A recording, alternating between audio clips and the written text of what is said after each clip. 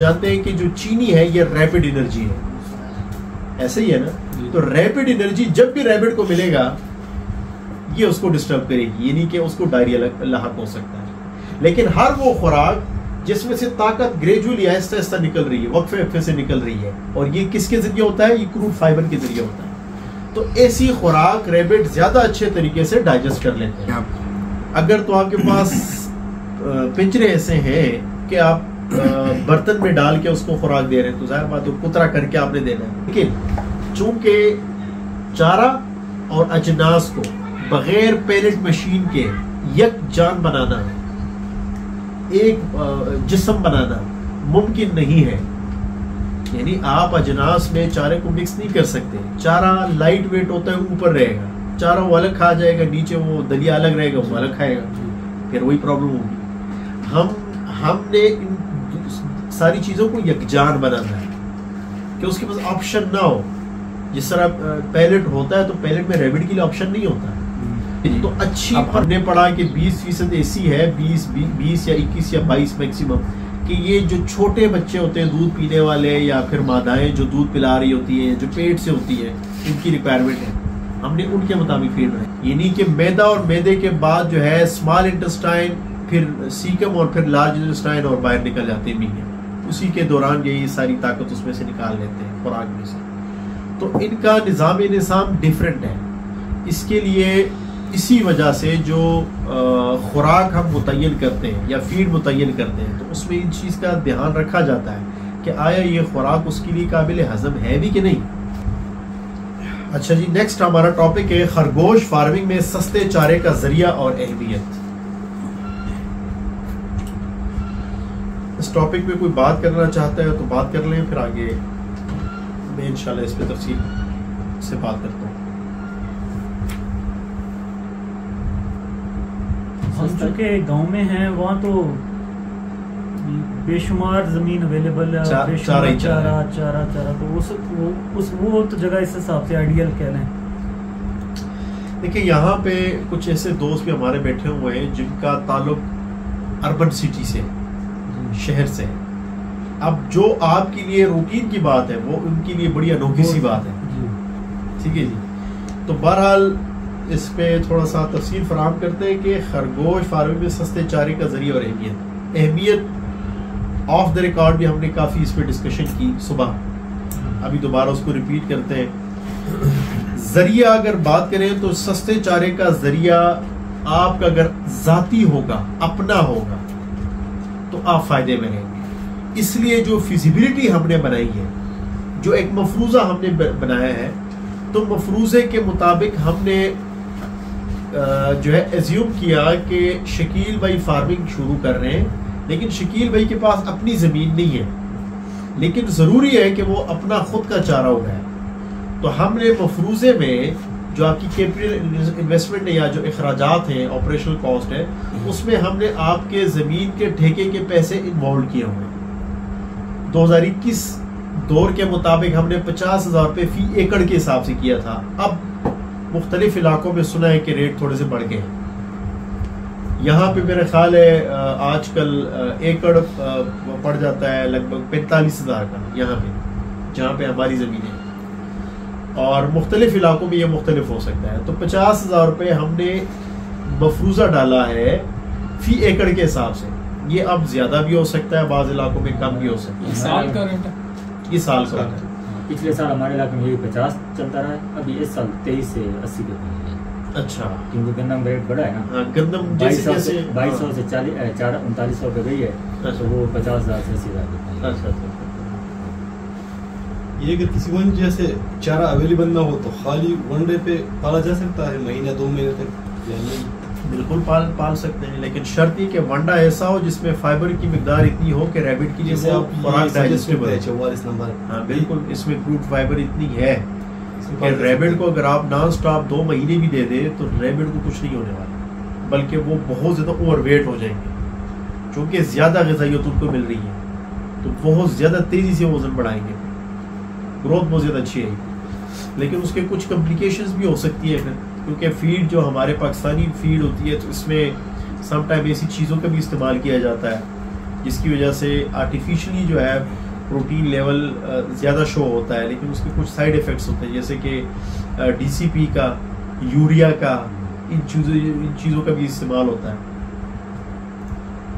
गर्मियों में खुराक कम करनी चाहिए, ज़्यादा करनी चाहिए? गर्मियों में खुराक ईट जो है मेरे नज़दीक ज़्यादा करनी चाहिए। यानी एक स्ट्रेसफुल इन्वायरमेंट में उसको ऐसी खुराक की ज़्यादा ज़रूरत होती है जो छोटे पैकेट में ज़्यादा ग़िज़ाइयत छुपी होती है।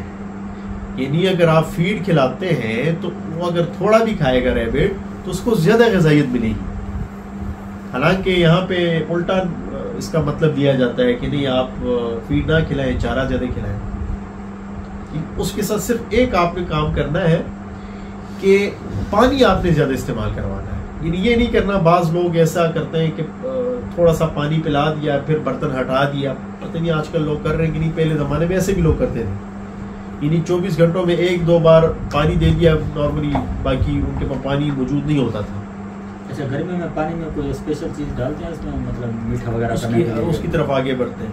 तो सस्ते चारे का जरिया जब तक आपका खुद का होगा तो वो चारा आपको इंतहाई ज़्यादा सस्ता पड़ेगा। और ये अगर फिगर्स में मैं बताऊं तो ये जो हमारा चारा है, ये हमें अगर टोटल मिला के पूरे साल पे इसके अखराजात, ट्रैक्टर, बीज, हर तरह के अखराजात हम डाल दें तो ये तकरीबन हमें कॉस्ट कर रहा है पर डे के हिसाब से, बल्कि सिर्फ ये नहीं, इसके अलावा और ज़मीन, यानी तकरीबन आप कह सकते हैं कि 20 कनाल ज़मीन और उसकी पैदावार जितनी भी आ रही है हमारे रैबिट को कवर कर रही है। बल्कि अल्हम्दुलिल्लाह इजाफी है एक तरह से, क्योंकि यहाँ पे जब बारिशें होती हैं तो पैदावार बहुत तेज़ हो जाती है, नॉन स्टॉप बारिशें होती हैं। और रैबिट के मैन्यूर का इफेक्ट है अल्हम्दुलिल्लाह कि उससे बहुत ज़्यादा कट्स आ रहे हैं। यानी अभी तक साल पूरा होने में 5 महीने बाकी हैं और 5वां कट हमारा चल रहा है लूसन का। यानी इसके बाद हम कम से कम 3 कट और ले सकते हैं, यानी 8 टोटल कट हमारे बन जाएंगे। तो बहरहाल हमें ये टोटल ज़मीन, इसकी पैदावार टोटल मिला के 600-650 रुपये पर डे के हिसाब से कॉस्ट कर रही है। कितना जी? 300 रुपये पर डे कॉस्ट कर रही है ये चारा। अगर तो सारा खर्चा इसका हम साल पे डिवाइड कर दें, पर डे हमारा 666 है या 650 है या 600 रुपये या 620, इस तरह कुछ पड़ रहा है। आप अंदाजा लगाएं कि इस वक्त हमारे फार्म पे 600 से लेकर कभी 1200, कभी 800, कभी 1300, कम से कम भी हो तो 600 से नीचे कभी रैबिट नहीं आए। इन 600 से तादाद कभी नीचे नहीं जाती। उस हिसाब से अगर आप कैलकुलेट करें तो हमारा पर डे के हिसाब से एक्सपेंस कितना आ रहा है चारे का, और जो बाकी लेबर कॉस्ट है वो हमने फार्म पे डाला हुआ है, वो चारे पे नहीं डाला हुआ।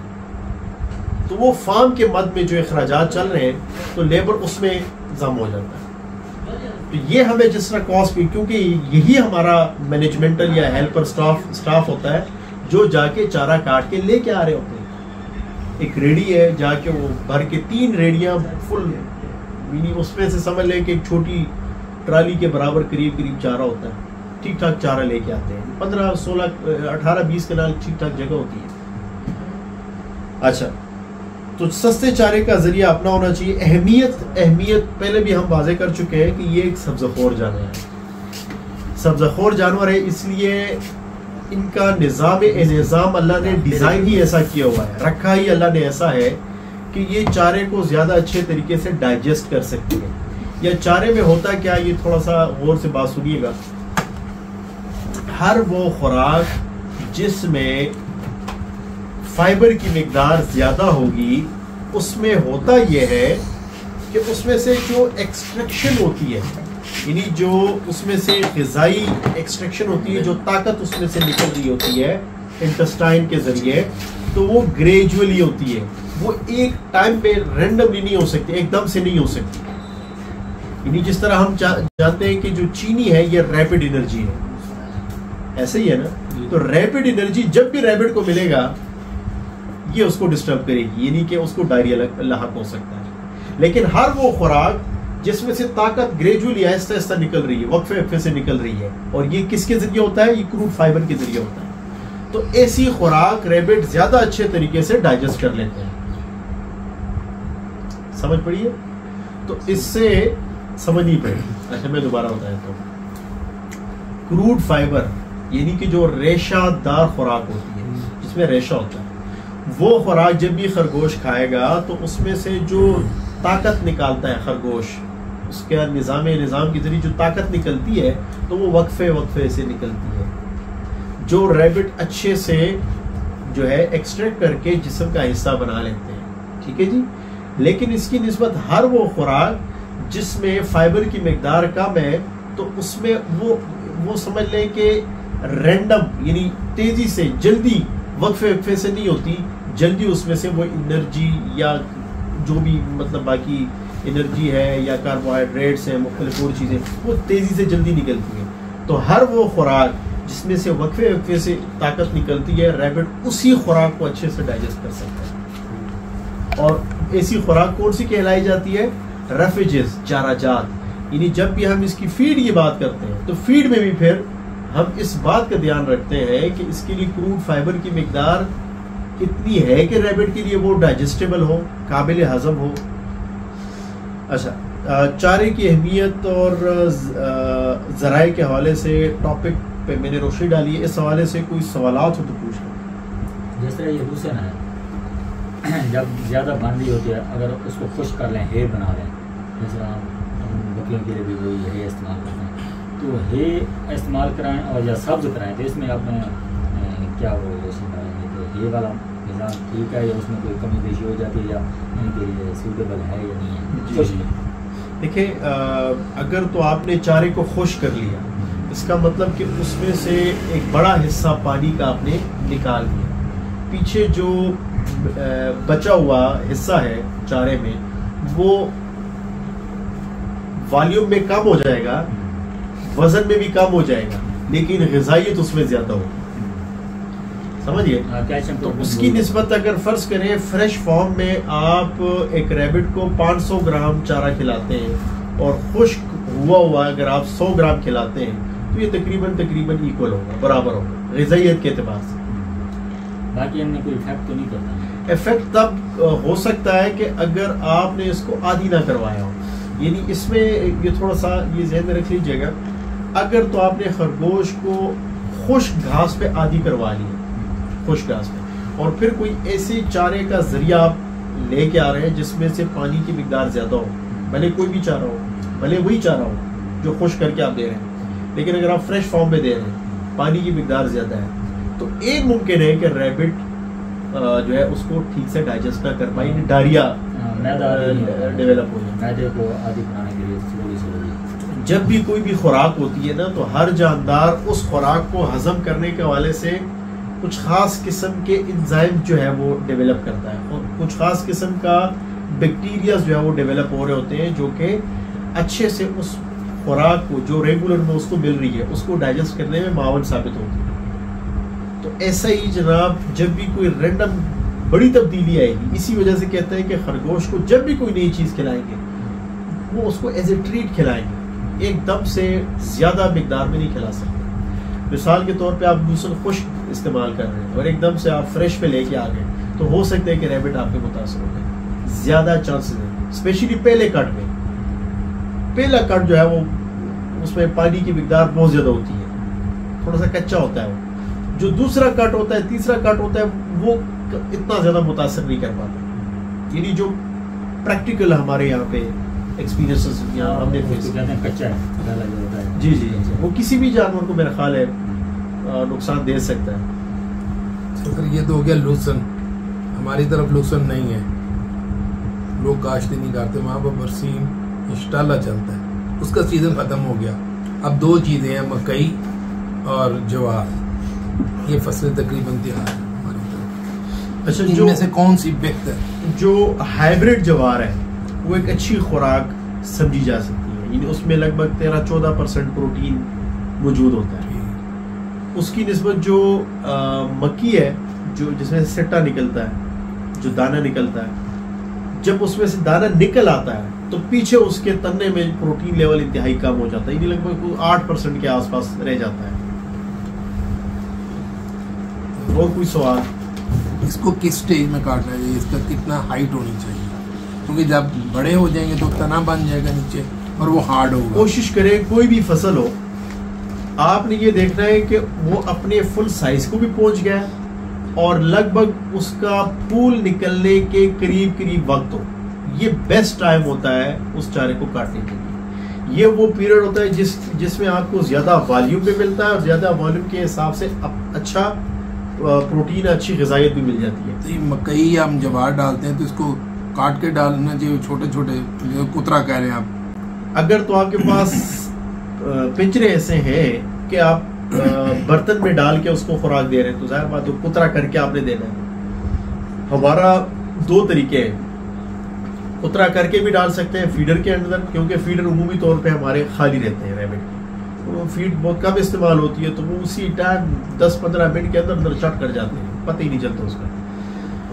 और या दूसरा तरीका ये होता है कि जैसे कि जवार है तो जवार को ये थोड़ा सा ना फोल्ड करके और ऊपर उसके दरवाजे के अंदर जो है अंदर रख लेते हैं। ये जो हमारा स्ट्रक्चर है पिंजरे का, नीचे से रैबिट खा रहे होते हैं। हमारे मेरे पास तो वो है दूसरा जो मल्टी स्टोर। जी मल्टी स्टोर।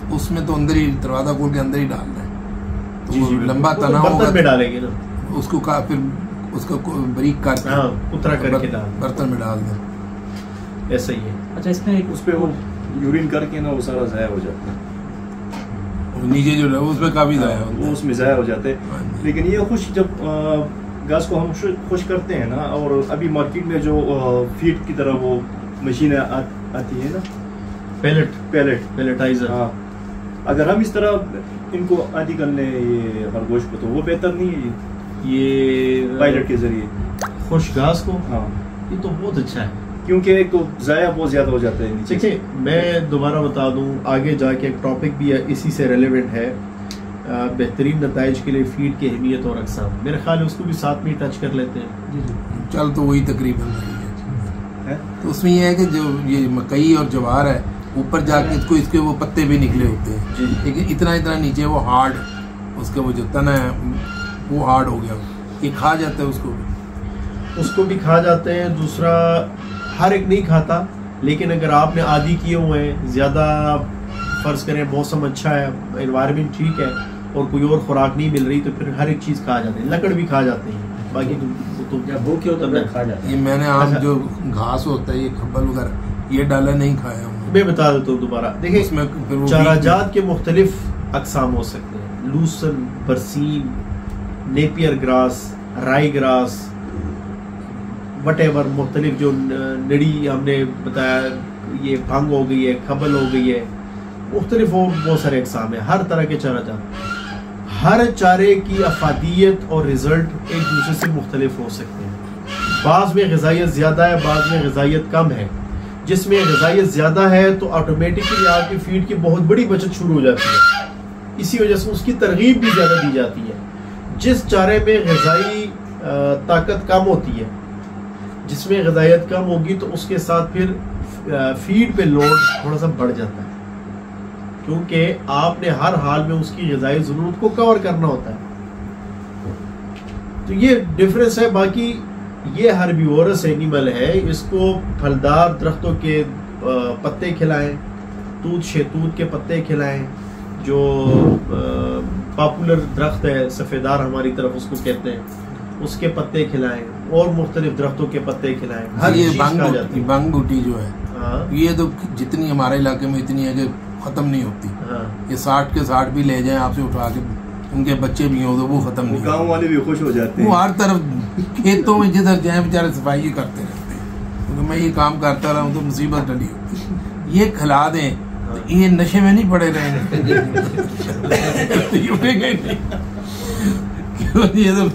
नहीं, इसमें वो एक ये अच्छा खासा इसमें नशा है। फील्ड के हैं सीनियर, वो बता रहे थे कि अगर जैसे शिद्दत की गर्मी है ना तो सुबह के टाइम वो यही डालते हैं। अगर वो डालें तो उससे 8-9 बजे के बाद वो ठंडा भी है, उसके साथ उनको अंदर जिगर वगैरह। पता है जो शिद्दत की गर्मी का टाइम होता है ना, तो ये थोड़े से मदहोश उससे जरूर होते हैं। तो ये है कि सुबह 8 बजे डालें तो 3 बजे तक ये सुकून से टुन होके लेटे रहते हैं। लेकिन ये है कि जो शिद्दत की गर्मी वो टाइम गुजर जाता है और ये बड़े रिलैक्स रहते हैं।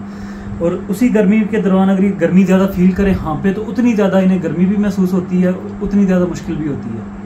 देखिए जैसे एज आ वो ट्रीटमेंट के तौर पे भी शिद्दत की गर्मी में इसको बचाने के लिए भी बताया गया कि डाला जा सकता है। देखिए, इसकी अफादियत ठंडी है या नशा आवर है या नहीं है, ये अलग टॉपिक है, यानी इस पे बात हो सकती है, मज़ीद टॉपिक लंबा हो सकता है। मैं हमेशा जब आपको यहाँ पे मालूमात देता हूँ ना, तो वो इस बुनियाद पे दे रहा होता हूँ कि यार आया वो खुराक इसके लिए डाइजेस्टेबल है या नहीं है, आया उसमें इतनी ग़िज़ाइयत है कि रैबिट की ज़रूरत को कवर करे या नहीं है। इस दो बुनियादों पे हमेशा मेरा टारगेट होता है।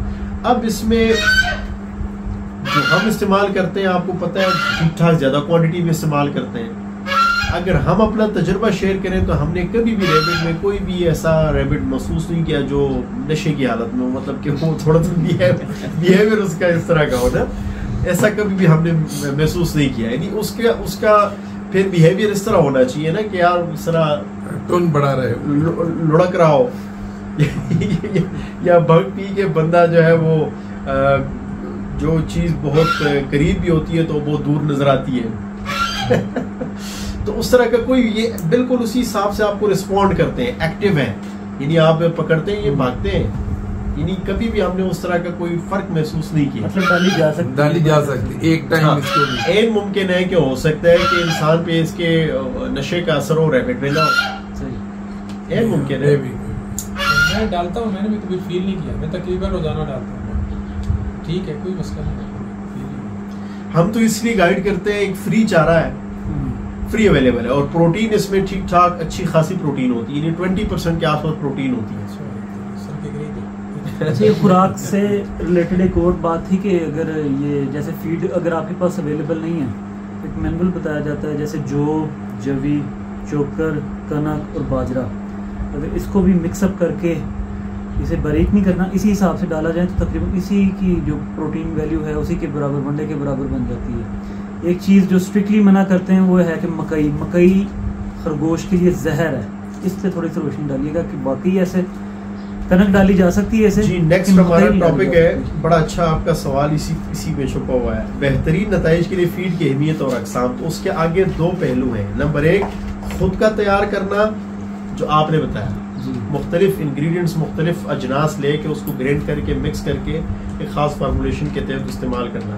नंबर दो, तैयार पैलेट्स, इस पर रोशनी डालते हैं। आपने बड़ा अच्छा सवाल किया कि अगर मुख्तलिफ अजनास को हम ग्राइंड करके इस्तेमाल करके रैबिट के आगे डालते हैं, और उसमें आपने जिक्र किया मकई का कि मक्की उसमें नहीं डालते या मक्की जो है जहर समझी जाती है।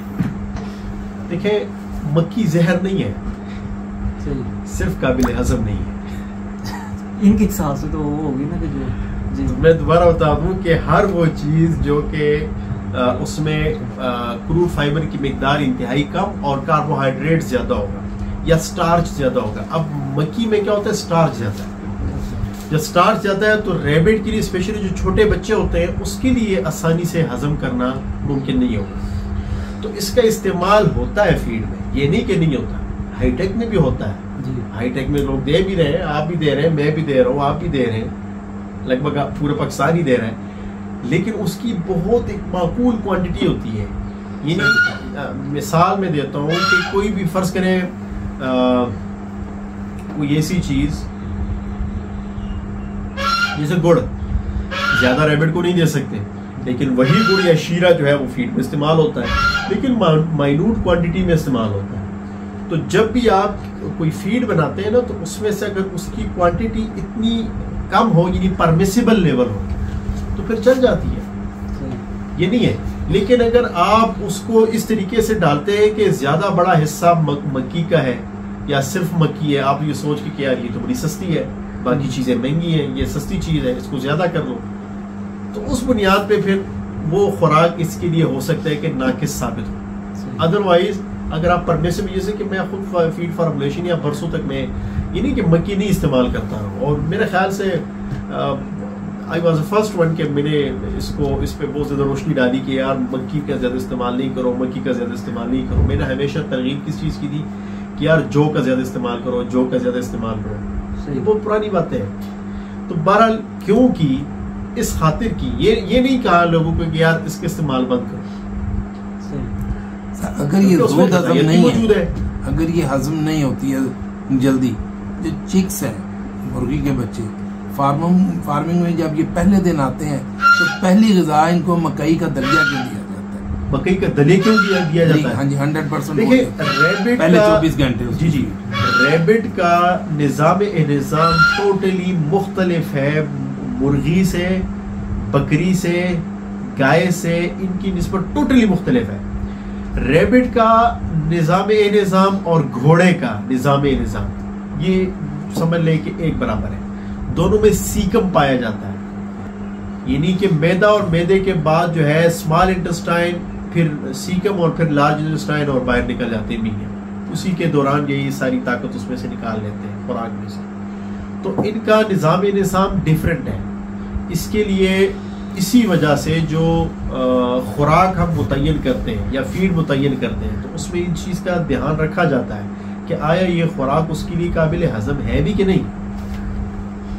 ये फर्क है। और कोई सवाल? फीड पे जी आदिल भाई, मेरे अंदाजे के मुताबिक जो है ना, अपना तैयार करता फीड सबसे बेहतर है, क्योंकि हमने अब ईद में हम मसला था ना, हमें वो जो आपको मैंने फार्मूलेशन बताई अपने फार्मूलेशन का वो हम किया था, तो हमने तैयार किए। फिर जो बच्चे हैं वो उन्होंने बड़े शौक से खाए, जो बड़े थे उनके जरा वो देखिए पेट खराब हो गए थे ना। मैं दोबारा बता देता हूँ। जिस तरह हमने ये पढ़ा कि फाइबर एक ऐसा पॉइंट है, इसमें एक ऐसी चीज़ है जिसकी बुनियाद पे हम किसी खुराक को खुराक के बारे में ये समझ पाते हैं कि यार ये खुराक काबिल हज़म है या नहीं। ठीक है जी। ये भी हमने पढ़ा कि इसका बड़ा जरिया जो है वो चाराजात है, रेफिजेस है। ये भी हमने जाना कि भाई कि इंतहाई सस्ती खुराक है चाराजात। ठीक है जी। अब अजनास के बारे में भी हमने ये पढ़ा कि इसमें ताकत का भंडार जो है वो अजनास में होता है, यानी पौधे में भी जब दाना निकलता है तो वो सारी ताकत जाके उस दाने में जमा हो जाती है। ठीक है जी। तो अगर आप वनडे का यानी अजनास का इस्तेमाल करते हैं तो रिजल्ट बहुत अच्छे आएंगे, लेकिन साथ में ये भी हम जानते हैं कि उसमें कुछ चीजें ऐसी हैं, रैपिड एनर्जी, यानी उसमें तो ताकत ज्यादा है ना, और फाइबर कम है। फाइबर या छिलके में हो सकता है उसके, या फिर वीड्स वगैरह हो गए, दरख्तों के पत्ते हो गए, चाराजात हो गए, रेफिजेस हो गए, या इसमें। तो एक अच्छी फीड बनाने के लिए याद रखिएगा, अच्छी फीड बनाने के लिए इन दोनों का कॉम्बिनेशन जो है ये इंतहाई जरूरी है। ये फ्यूचर है। फ्यूचर ये है, अगर कोई कहेगा ना कि यार मैं रैबिट के लिए TMR, टोटल मिक्स रेशन, यानी ऐसी खुराक जो इसकी जितनी भी जिस्मानी जरूरत हो उसको कवर करे, इसको TMR टोटल मिक्स रेशन बोलते हैं। तो उसके लिए जरूरी है कि आप काबिल हजम बनाने के लिए चाराजात से होगा क्या, आपके अखराजात एकदम से नीचे चले जाएंगे, सस्ती खुराक आपकी मुमकिन हो पाएगी। यानी सबसे सस्ती खुराक आजकल क्या है, चाराजात है। अगर खुद का उगाए फिर तो और ज्यादा सस्ता पड़ जाता है। खुश करें उसको, एक कटर के जरिए ग्रेड करें, और पैलेटाइजर आपके पास है, अजनास लेके अजनास के साथ मिक्स करके इस्तेमाल करवाएं। यकीन करें कि मक्की जैसी खुराक को भी हम काबिल हजम बना लेंगे। लेकिन चूंकि चारा और अजनास को बगैर पैलेट मशीन के एक जान बनाना, एक जिस्म बनाना मुमकिन नहीं है। यानी आप अजनास में चारे को मिक्स नहीं कर सकते। चारा लाइट वेट होता है, ऊपर रहेगा, चारा वो अलग खा जाएगा, नीचे वो दलिया अलग रहेगा, वो अलग खाएगा, फिर वही प्रॉब्लम होगी। हमने इन सारी चीजों को यकजान बनाना है कि उसके पास ऑप्शन ना हो। जिस तरह पैलेट होता है तो पैलेट में रैबिट के लिए ऑप्शन नहीं होता, तो अच्छी परफेक्ट फीड बन ही पैलेटाइजर के जरिए बन सकती है। यानी आप वंडा जो हमने फार्मूलेशन आपके साथ शेयर की है, या उन दोस्तों के लिए कि भाई आपके पास अगर कोई और ऑप्शन नहीं है तो आप ये वाला वंडा इस्तेमाल करें, तो उसका मसला ये है ना, कुछ उस पर बात करते हैं। उसके सबसे बड़ा मसला ये होता है कि जहाँ से आप अजनास ले रहे होते हैं उसका पीछे से जो जरिया होता है, जो सोर्स होता है, वो आपको नहीं पता होता है कि यार कहाँ से आ रहा है, इस पर कहीं स्प्रे तो नहीं होगा। ठीक है जी। तो उसमें फफूंदी तो फंगस तो नहीं लगा हुआ, उसमें कोई टॉक्सिन तो डेवलप नहीं हुआ होगा, आपको तो नहीं पता चलता। ऐसे ही है ना, जब आपको नहीं पता चलता तो ऐसे में आपके रैबिट खतरे में हो सकते हैं। चूंकि जब पैलेट से कोई खुराक गुजर के जाती है तो बहुत ज्यादा प्रेशर होता है ना, तो वो बहुत ज्यादा हीट प्रोड्यूस करती है, पता नहीं कितना डिग्री, लेकिन ठीक ठाक हीट होती है, सही, उसमें से जो है वो धुआं निकल रहा होता है। गर्म भी करते हैं वैसे जी, जब पहले वो करते हैं ना, डालते हैं ना, उसके पहले इसको गैस के जरिए गर्म करके उसमें थोड़ा वो लिक्विड भी डालते हैं ना, इसको आपस में वो जग जान करते हैं। नहीं, वो लिक्विड तो इसलिए डालते हैं कि वो नीचे जा सके। अगर वो सख्त होगा ना तो मशीन रुक जाएगी और ज्यादा ओवर हीट हो जाएगी। यानी ये छोटे छोटे सुराख होते हैं, वो ऊपर से वो रूलर उसके ऊपर घूमता है ना, उसको सुराखों के अंदर प्रेस करता है, वो इतना ज्यादा फोर्स प्रोड्यूस होता है कि उसकी बहुत ज्यादा हीट उसमें से प्रोड्यूस होती है।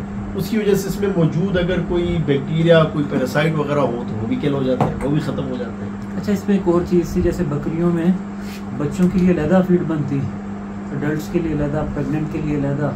इसी तरह अगर हम भी बनाने की तरफ फ्यूचर में PMR की तरफ जाएं तो बच्चों के लिए मेरे ख्याल में फार्मूला अलहदा होगा, अडल्ट्स के लिए अलहदा, ब्रीडिंग फीमेल्स के लिए अलहदा। बिल्कुल।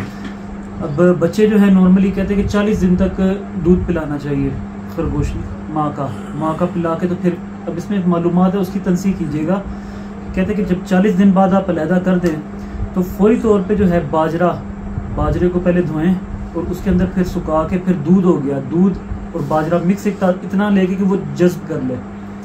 कम से कम 20 से 25 दिन तक आप बच्चे को जो है जो माँ से अलहदा किया गया है, कम से कम 20 से 25 दिन तक वो दूध में मिक्स हुआ बाजरा वो दें। और एंड के जो है इसके बाद जो 25-30 दिन, ये मैं बात कर रहा हूँ वो जो ब्रीडर खरगोश गोश्त के लिए तैयार करना उसके लिए, तो फिर इसका रिजल्ट काफ़ी मल्टीप्लिकेशन आ जाती है कि जो इसकी बढ़ोतरी है। इसको जरा के आप इस बारे में क्या जानते हैं? देखें, अब दूध में अगर देखें तो कैल्शियम होता है, कैल्शियम का एक अच्छा जरिया, अच्छा सोर्स जो है वो दूध होता है। सही। तो जाहिर बात है अगर एक बच्चे को दूध मिल रहा है, इसका मतलब कि उसकी हड्डियों की बढ़ोतरी बड़े अच्छे से हो सकती है। इसी वजह से वनडे में भी जनाब कैल्शियम और प्रोटीन वगैरह की मिकदार ज़्यादा रखते हैं, फेट वगैरह की मिकदार ज़्यादा रखते हैं, तो उस स्टेज में ज़रूरत होती है। यानी आपके सवाल के 2 हिस्से हैं, पहला हिस्सा तो ये दूध और दूसरा हिस्सा दूध और ये बाजरे को लेकर, इस पर तो मैं कोई कमेंट नहीं कर पाऊँगा, क्योंकि जिन्होंने आपको बताया ना, अब हो सकता है उनके कुछ तजुर्बात होंगे, उन्होंने कुछ लेबॉर्ट्री लेवल के या फिर रैबिट के ऊपर कुछ तजुर्बात होंगे, ये उनको बेहतर पता होगा। हमारे नज़दीक चीज़ें इतनी कॉम्प्लिकेटेड नहीं है, सिंपल है, सादा है। और सादा तरीक़ों से ये है कि बल्कि सवाल का पहला हिस्सा क्या था?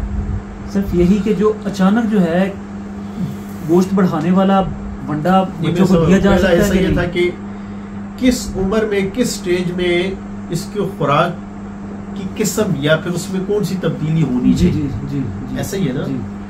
बिल्कुल आपने दुरुस्त कहा। रैबिट को मुख्तलिफ उम्र के हिस्सों में मुख्तलिफ लेवल की ग़िज़ाई ज़रूरत होती है। जबकि मादा प्रेग्नेंट या दूध पिला रही होती है, या जो छोटे बच्चे होते हैं वीनर्स, जो माँ से अलग करते हैं, इस स्टेज पे इनको लगभग सिमिलर रिक्वायरमेंट होती है, जो कि कम से कम 20% प्रोटीन होती है। मैक्सिमम ये 22%, मिनिमम 20% प्रोटीन होती है। इसके साथ इनको 0.75 या 0.8 मैक्सिमम कैल्शियम चाहिए होता है। इसके अलावा 3% इसको फेट लेवल चाहिए होता है, 3%। चूँकि दूध में इजाफा भी होता है, गाढ़ापन भी पैदा होता है, और कैल्शियम से भी जो है दूध में इजाफा होता है, दूध में ताकत आती है। और बच्चों को चाहिए ये चीज़ें होती है, क्योंकि ये ग्रोथ में सबसे बेसिक चीज़ें होती हैं, कैल्शियम, फेट, प्रोटीन, और ऐसी खुराक इसमें साथ में एनर्जी और बाकी विटामिन वगैरह भी मौजूद होते हैं। तो बहरहाल जो इसको अगर हम ज़्यादा कॉम्प्लिकेटेड बनाएं तो इसकी 3 तरह की फीड बनती है। यानी एक एडल्ट के लिए, एक छोटे बच्चे और माताओं के लिए, और एक ब्रीडर नरों के लिए। क्योंकि नरों को तो उतनी ग़िज़ाई ज़रूरत होती ही नहीं है जी, कैल्शियम तो उनको नहीं ज़रूरत होती। इसको अगर हम सिंप्लीफाई करें सादा करके तो हम 2 हिस्सों में तकसीम कर सकते हैं। मजीद अगर सिंप्लीफाई करें तो एक किस्म भी बना सकते हैं। कैसे? जिस तरह हमने पहले बताया कि अगर टारगेटली करें तो हर स्टेज पे अलग अलग ज़रूरत। तो अगर मैं मेल की रिक्वायरमेंट को देखूं तो उसको 15-16% प्रोटीन चाहिए, 0.5% या 0.4% कैल्शियम चाहिए, 1.5% फैट चाहिए। ठीक है जी। दूसरी तरफ फाइबर की मिकदार कदरे ज़्यादा चाहिए होती है, यानी लगभग रिकमेंडेड है कि 20% या इससे ज़्यादा हो तो बेहतर है। अगर तो मैं प्रेग्नेंट मादा उसकी बात करूं तो उसमें फाइबर कम भी चल जाता है, यानी ड्रामेटिकली वो कम फाइबर वाली खुराक भी हजम कर जाती है, बिकॉज उसको ज़रूरत होती है। यानी वो वक्फे से निकलने वाली एनर्जी ना भी हो, ज़्यादा तेज़ी से निकलने वाली एनर्जी हो, क्योंकि उसको ज़रूरत होती है तो एक्स्ट्रा कर लेती है। और रैबिट को कुछ होता नहीं, कम फाइबर की खुराक भी डाइजेस्ट कर लेती है। और जहाँ पे एडल्ट कैटेगरी वाले, तो एडल्ट कैटेगरी वाले के लिए 18% प्रोटीन और कम से कम 20% क्रूड फाइबर CF चाहिए जी। अच्छा,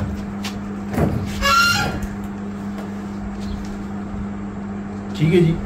तो इसको अगर सिंप्लीफाई करें तो सिंप्लीफाई हम कैसे कर सकते हैं? ऐसे कर सकते हैं कि हम फीड बनाएंगे 20% प्रोटीन वाली। ठीक है जी। अब हमने पढ़ा कि 20% ऐसी है, 20 या 21 या 22 मैक्सिमम, कि ये जो छोटे बच्चे होते हैं दूध पीने वाले, या फिर मादाएं जो दूध पिला रही होती हैं, जो पेट से होती है, उनकी रिक्वायरमेंट है, हमने उनके मुताबिक फीड बनाई। अब उनको फुल वॉल्यूम दे रहे हैं। जो एडल्ट कैटेगरी वाले हैं उसको थोड़ा सा वॉल्यूम कम कर दिया। जो फुल ब्रीडर हैं, जो फुल ग्रोन है, उनको मिकदार और ज़्यादा कम कर दी है। यानी जो फुल ब्रीडर होता है, जिसको ज़रूरत नहीं है, उसकी जिस्मानी ज़रूरत नहीं है फेट की और बाकी चीज़ों की, तो उसको हम मिनिमम 1 या मैक्सिमम 2% फीड देते हैं। जो उससे जो एडल्ट कैटेगरी वाले होते हैं तो तकरीबन 3 से 4% प्रोटीन होती है, या 4% बॉडी वेट के मुताबिक वॉल्यूम देते हैं। यानी फर्ज करें मिसाल के तौर पे 2 किलो का रैबिट है तो 3 से 4% के हिसाब से कम 60 और मैक्सिमम 80 ग्राम बनता है। और अगर फर्ज करें कोई ऐसा रैबिट है जो दूध पिला रही है, उसको ज़्यादा चाहिए, उसका हम बॉडी वेट के मुताबिक, या छोटा बच्चा है तो बॉडी वेट के मुताबिक 6% या 5% के आसपास तक जा सकते हैं। अच्छा, फीड एक ही रहेगी, सिर्फ क्वांटिटी हम बढ़ा चढ़ा के उसे वो कर सकते हैं। 2 ऑप्शन है ना, या तो परफेक्शन के साथ फीड अच्छी बना के वॉल्यूम सबके लिए एक बराबर कर लो। अच्छा, ठीक है जी।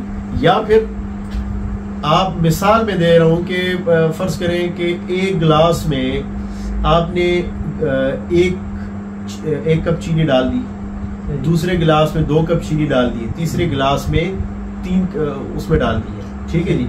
अब मुझे आपने देना है सेम क्वांटिटी तीनों गिलास से, तो आपके पास ऑप्शन क्या है? पहला गिलास पूरा दे दिया, दूसरा गिलास आपने हाफ दे दिया, तीसरा गिलास आपने जो है 25% दे दिया।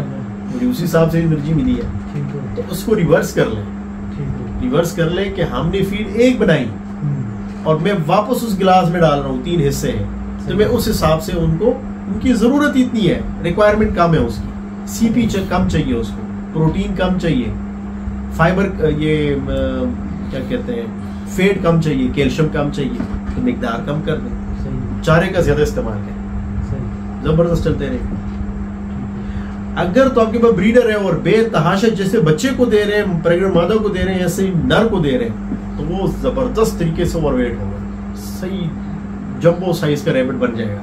लेकिन मुख्तलिफ किस्म के कॉम्प्लिकेशन हो सकते हैं, जैसे कि किडनी फेलियर, क्योंकि इतना कैल्शियम जो उसकी जरूरत से कहीं ज्यादा है तो वो जिस्म के जरिए बाहर निकालता है। समटाइम उससे स्टोन्स बनते हैं। कैल्शियम क्या है? धात है ना, तो उसमें स्टोन्स वगैरह बनते हैं, या फिर स्लज बन जाता है, कीचड़ सा बन जाता है।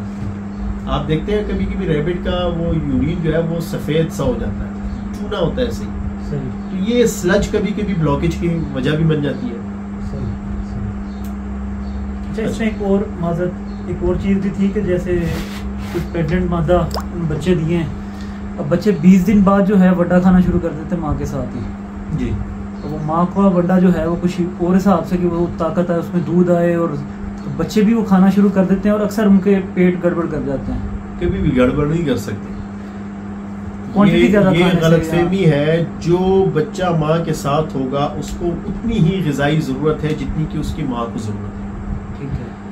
फ़र्क ये होता है कि एक मादा जो है वो कम फाइबर वाली खुराक को भी हजम कर पाती है जबकि वो बच्चा नहीं कर पाता। ये इशू होता है। अच्छा। ये नहीं होता कि वो ताकत की वजह से ज़्यादा उसको एनर्जी मिली और उसकी वजह से पेट खराब हो, ऐसा नहीं होता। हाजमे का इशू आता है। हाँ, हाजमे का इशू आता है क्योंकि आपने परफेक्ट फीड नहीं बनाई। देखिए उसकी बॉडी भी तैयार नहीं है उसको। दूसरा आपने ये लिए। खुद का जो तैयार करना है अजनास, इसमें थोड़ा सा मैं रोशनी डाल लेता हूँ। जो खुद आप फीड बनाते हैं ना, ये कभी भी आप परफेक्ट नहीं बना सकते अनटिल कि आपके पास पैरेट मशीन ना हो सही, और चारे का उसमें इस्तेमाल ना करें, वो कभी परफेक्ट नहीं बन सकती। ये मतलब ऐसी कंफर्म बात है जैसे कि मैं आपके सामने बैठा हूँ, इन सालों का तजुर्बा मैं बता रहा हूँ सही कि ये परफेक्ट फीड बन ही नहीं सकती, मुमकिन ही नहीं है। सही। ठीक है जी। यानी इसमें क्रूड फाइबर की मिकदार उतनी हो ही नहीं सकती जो कि रैबिट के लिए आइडियल हो। तो वो काम चला हुआ है, तो सम टाइम चल जाता है, सम टाइम मसाइल हो जाते हैं। कभी कभार ऐसे जैसे फीड मिल नहीं रही है, अवेलेबल नहीं है, तो फिर खुद जैसे थोड़ी बहुत चीजें इकट्ठी करके तो चले। हाँ। उसमें इनको मैंने जो फार्मूला बताया उसमें आपको मैंने बताया कि जितना टोटल वजन बन गया अजनास का उसके डबल आपने, यानी जितना ये बन गया उतना ही आपने चोकर डाल देना है। सिर्फ मसला सोयाबीन में था। हाँ। बच्चों के लिए जो जिस 25% है कि कितना था ना हमने सोयाबीन। हाँ, ये कैसे हो सकता है? सोयाबीन 25%? वो तो आपने बहुत बड़े वाले कम से कम 140 किलो वाला हिसाब से लगाया था ना। नहीं, या 100 होगा या 10 होगा, ये हो ही नहीं, क्योंकि फिर कंफ्यूजन होती है सामने वाले को। तो मैं यहाँ 100 किलो वीडियो से हमने वो सारा लिख के वो किया था मेरी वीडियो से। हाँ हाँ। देखिए वीडियो में जो क्या कहते हैं सोयाबीन का बताया होगा ना थोड़ा सा, खैर आप दोबारा से ये वीडियो दोबारा से देख लीजिएगा। ये मुमकिन नहीं है कि मैंने 25% उसमें वो बताया हो, सोयाबीन बताया हो। सोयाबीन में बहुत ज़्यादा हाई प्रोटीन होती है। अगर सोयाबीन 25% इस्तेमाल कर रहे हैं फिर तो समझ लो उसके साथ तो भूसा भी डाल के, वो जो पिराली डालते हैं ना, वो पिराली भी डाल के फिर भी मेरा ख्याल है 20% जो है वो प्रोटीन बन जाए। ऐसा नहीं होगा।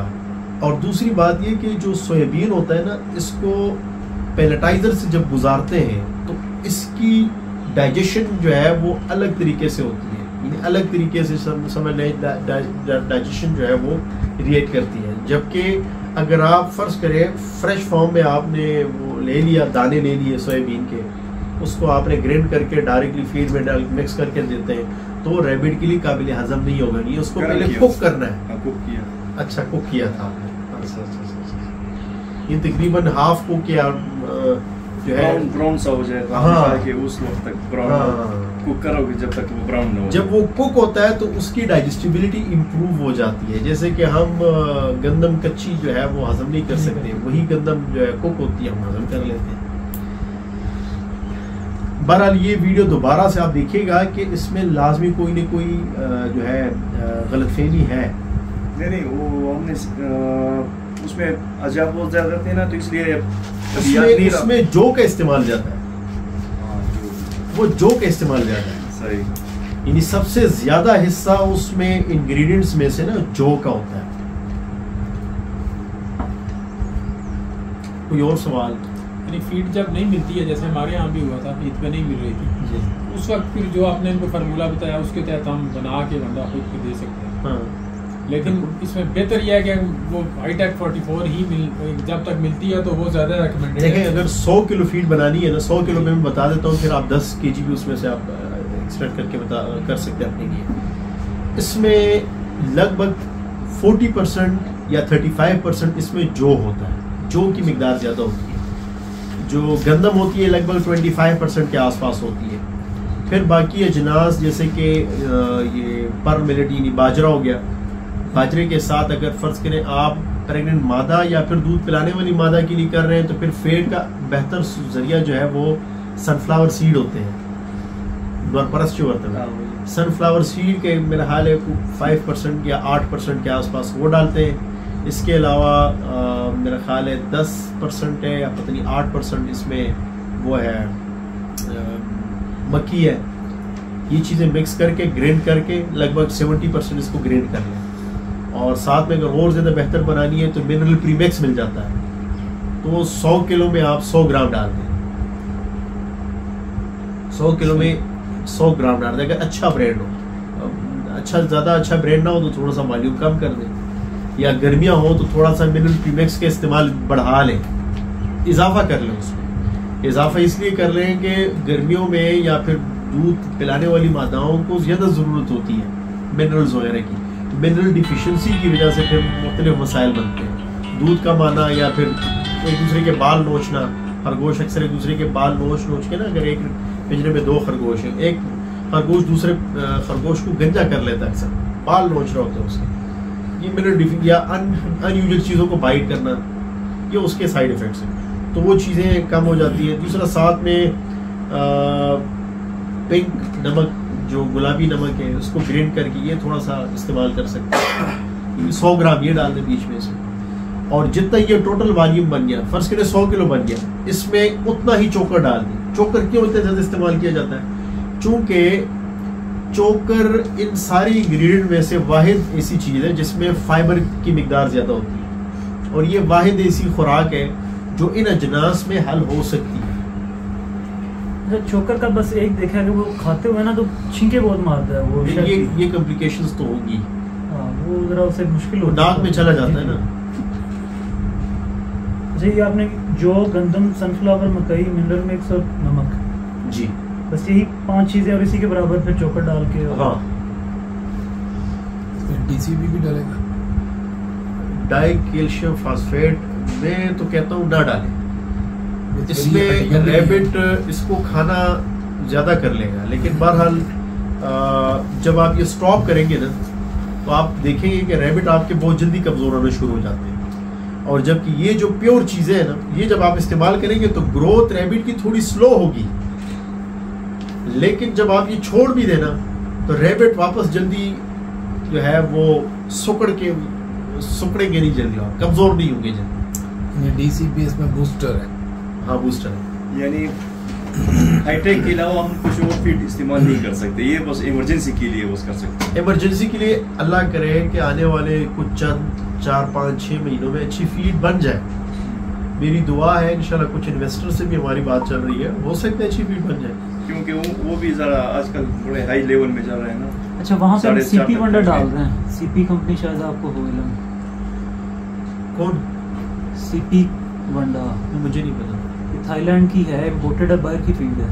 देखिए मैं दोबारा बता दूं, आप माशाल्लाह से उसका रिजल्ट भी, यहाँ से जब आप ट्रेनिंग लेंगे ना, आपका माइंड क्लियर होना चाहिए। जैसे मैं दोबारा बताऊं, ब्रेड से कुछ नहीं होता, और बाकी जितने भी ब्रेड है उसके ऊपर आपने नोट किया हो तो फाइबर नहीं लिखा होता, प्रोटीन लिखा होता है, बाकी चीज़ें लिखी होती है, लेकिन रूट फाइबर नहीं लिखा होता। उसकी वजह यह है कि बाकी जानवरों के लिए ये चीज़ें एनी टाइम काबिल हजम होती है, रैबिट के लिए हर वंडा काबिल हजम नहीं हो सकता। यही हाई टेक के और बहुत सारे वंडे हैं, लेकिन वो रिकमेंडेड नहीं है, हजम नहीं कर पाएंगे। तो कहने का मकसद है कि इसके अंदर क्या है ये लेबॉर्ट्री के जरिए पता चल सकता है। लेबॉर्ट्री में अगर आप चाहें तो मैं दिखा दूं आपको, ये इंशाल्लाह सेशन ख़त्म होने के बाद मैं आपको दिखा दूंगा किस तरह की लेबॉर्ट्री करते हैं, किस तरह सैंपल भिजवाते हैं, फिर उनका रिजल्ट आता है। तो उसमें हमें पता चलता है कि इसमें फाइबर ज़्यादा है, फाइबर कम है, प्रोटीन ज़्यादा है, प्रोटीन कम है, फेट कितना है, ड्राई मैटर कितना है, वगैरह वगैरह। वैसे जितने भी होते हैं लेबॉर्ट्री टेस्ट होते हैं तो ये ड्राई मैटर की बुनियाद पे होते हैं, ये फ्रेश कभी भी नहीं हो सकता। अच्छा, क्या ख्याल है, ब्रेक लें या फिर